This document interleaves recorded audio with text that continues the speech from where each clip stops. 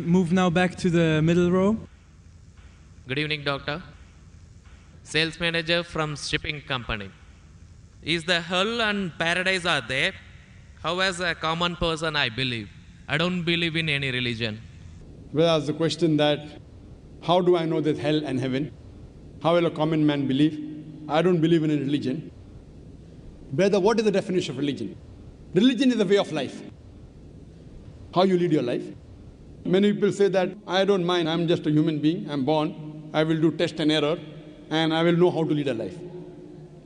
For example, you go to a forest. You are going to a forest the first time. You don't know whether the fruits are poisonous or not. If you start eating any fruit, you may end up eating a fruit which is poisonous and you may die. What do? You ask an expert. Right or wrong? When you get sick, who do you go to, brother? When you are sick, who do you go to? Why? The doctor is an expert in treating sickness, correct? You can't say, I am a human being, I will treat myself. No. That's what the Quran says in Surah Nahl. The Quran says in Surah Nahl, chapter 16, verse 43, and Surah Anbiya, chapter 20, verse number 7, فَاسْأَلُوا أَهْلِ الذِّكْرِ إِن كُنتُمْ لَا تَعْلَمُونَ. If you don't know, ask the person who is expert. Similarly, to lead a life, we have to ask the expert. Now, who is the expert? Who is the expert? The person who created us. Who created us? It's Almighty God. So, we have to follow the commandment of Almighty God. If you do not believe in Almighty God, you should listen to my video cassette, Is the Quran God's Word? Where I have proved logically and scientifically the existence of Allah subhanahu wa ta'ala. If you are an atheist, are you an atheist, brother? Are you an atheist? Pardon me? Are you an atheist? No. Not an atheist. So what do? Do you believe in God?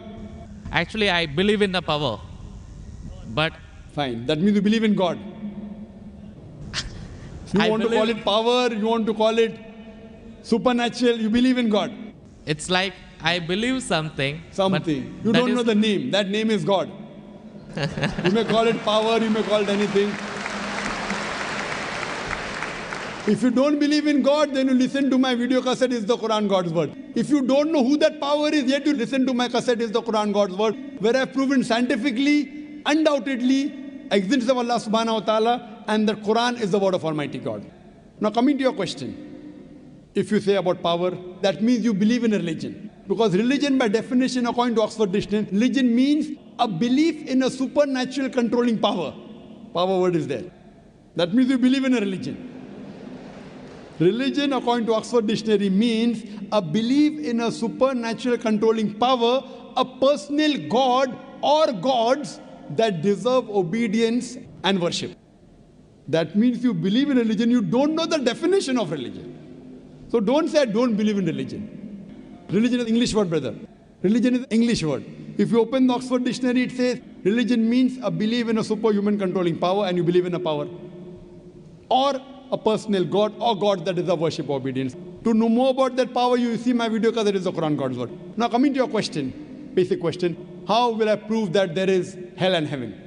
Now if you hear my video cassette, I have proved many scientific aspects in the Quran. If you use science to the Quran, what we come to know that whatever the Quran has said today, 80% can be proved to be 100% correct scientifically.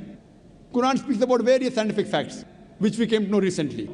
It speaks about astronomy, it speaks about the spherical nature of the earth, it speaks about the Big Bang, it speaks about the light of the moon is not its own reflected light, it speaks about the water cycle, it speaks about biology, it speaks about botany, it speaks about zoology, it speaks about embryology, all these things. Now, today is the age of science and technology. If we put this test of science to the Quran, what we come to know, 80% whatever the Quran has said is 100% perfectly correct. The balance 20% is ambiguous. Neither right, neither wrong. Out of the 20%, not even 0.01% has been proved to be wrong by scientific fact.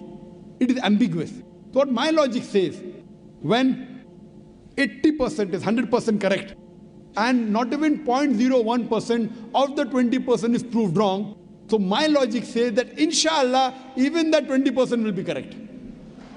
It's a logical belief.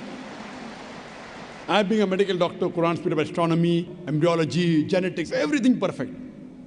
Then you ask me, brother, you being a doctor, you believe in hell? You believe in heaven? You believe in jinn? You believe in life after death? So my logic says, inshallah, even the other 20% in the Quran, which science hasn't reached up to that level.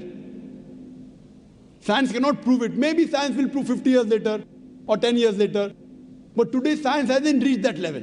So in this way, I believe whatever 20% which science hasn't proved to be right or wrong, inshallah, even that will be right. This is one way to prove about hell and heaven. There's another way, simple way, without reading Quran. Brother, I am asking a simple question. Is robbing good or bad?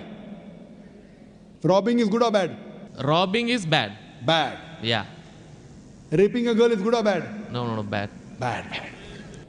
Okay, now I am asking you a question.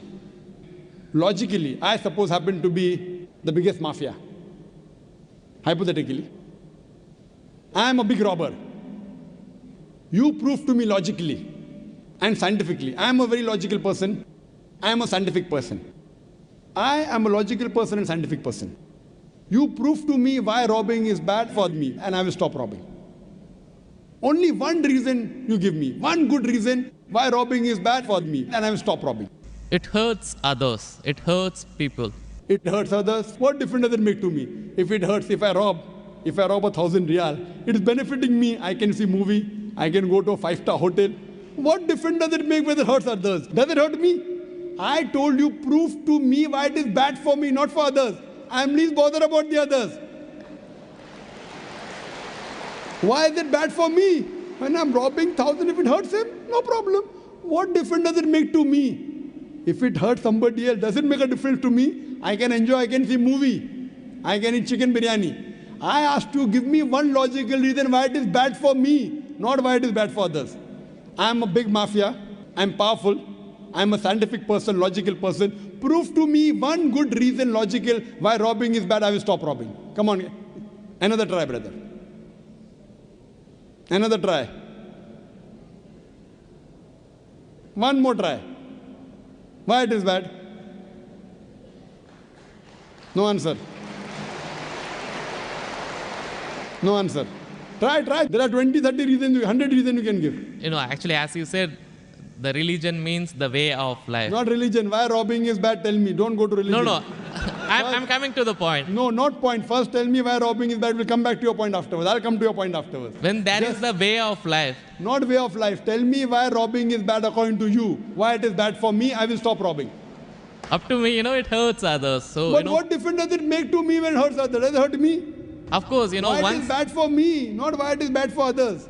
Once we come to the society, we have to face them. Okay, once we come to society, you have to face them. I'm facing them. What's what? Why it is bad for me? The society won't respect us. What difference does it make whether respect or not? I can eat chicken biryani. I can go and see a movie. I can go to a 5-star hotel. What difference does it make to me if society respects or not? Imagine someone respects society. The poor person doesn't have food to eat. He'll be happy? No. You require food to eat or not? You require food to survive? Only society respecting. The person is starving to death. In India, thousands of people are starving to death. What difference does it make? I must give me one good reason why robbing is bad. I stop robbing. Why it is bad for me? Can anyone else help him out? Why robbing is bad? Why robbing is bad?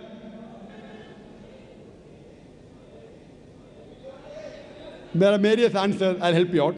You may say, police will catch you.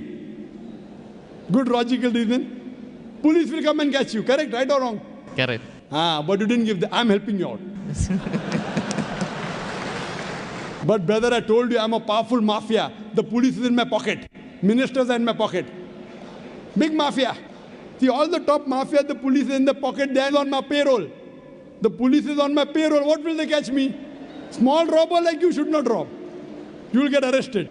I'm a top mafia. The police is on my payroll. Even the ministers are on my payroll. They are in my pocket. So small robber like you should not rob. Big mafia like me can rob. Another reason, I'll help you out. Maybe somebody will come and rob you. Yes. No one can rob me because I've got 100 bodyguards. All of them hiding behind the stage. Bodyguards. Small robber robs, somebody will rob him. No one can rob me because I've got bodyguards. Hundreds of bodyguards with AK-47. So logically, you cannot prove at all why robbing is bad. With all your science and technology, you cannot prove robbing is bad. So shall I take it in that way? It is to make people fear that, if you do wrong things, then when you die. What wrong thing? Where is robbing wrong? First you prove it is wrong, na? Where is robbing wrong? You haven't proved to me robbing is wrong. When you prove robbing is wrong, then you can say don't do wrong things, na?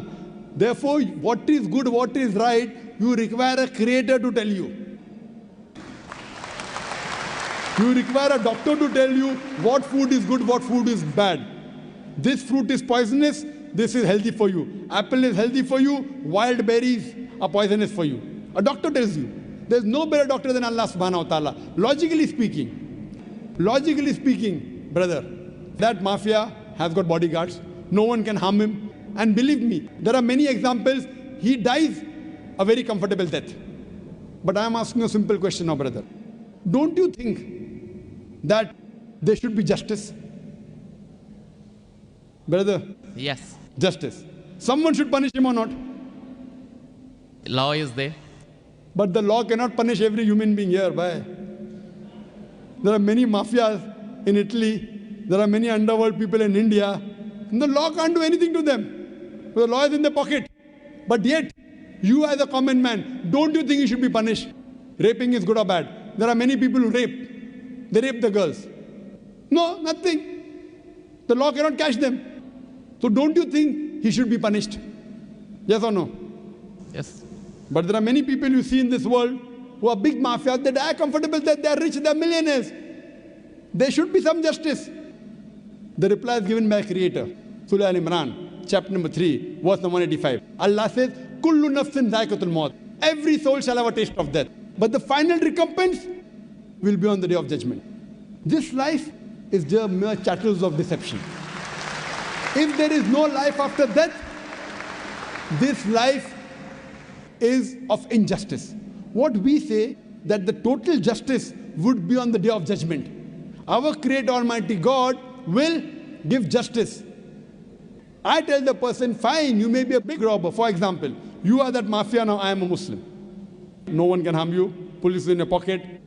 Then I ask you, justice is required? Yes. If someone robs you, no one can rob you, agree. But don't you feel there should be justice? There are many robbers, there are many evils, there are many criminals who go scot-free. Unless there is life after death. You cannot prove robbing is bad. You cannot prove raping is bad. Unless there is life after death, no humanity, no book on humanity, no Mother Teresa, no Mahatma Gandhi can prove robbing is bad without the concept of life after death. Because I am asking you a question. Hitler. History tells us Hitler incinerated 6 million Jews. How many Jews? 6 million. 6 million. Suppose the law catches Hitler. What punishment can you give Hitler so that you can compensate for he has burnt 6 million Jews alive? Can you give him any punishment? Brother. We have to put him in jail till his life death. Okay, will it be equivalent to burning 6 million Jews? Is burning better or putting in jail better? It's burning is, of course. So maximum you can do is burn him alive. But that will be equal to 1 out of 6 million. What about the remaining 5,999,999 people? What about that? What justice is your Lord going to do? But the Quran says in Surah Nisa, chapter number 4, verse number 56, as to those who reject our signs, we shall cast them in the hellfire, and as often as the skins are roasted, we shall give them fresh skin so that they shall feel the pain. If Hitler killed 6 million Jews, Allah says he can put him into hellfire and give him fresh skin again. 6 million times Allah can burn him. Not here, in the hereafter, in the hell.